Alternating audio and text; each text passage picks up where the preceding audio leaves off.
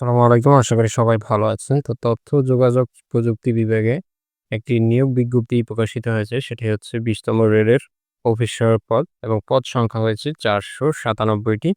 এখানে কিন্তু সকল জেলার প্রার্থী আবেদন করতে পারবেন। তো সেটি আপনাদের দেখাবো।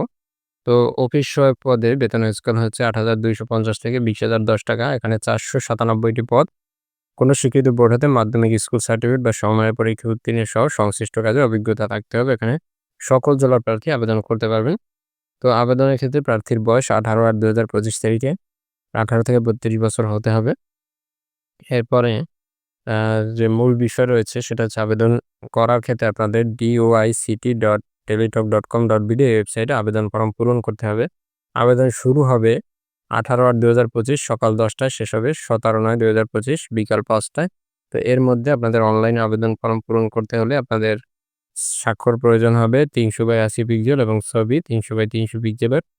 তো এখানে যেহেতু অনলাইনে আবেদন করতে হবে তো সেক্ষেত্রে আপনাদের অনলাইনে সবকিছু পেমেন্ট করতে হবে।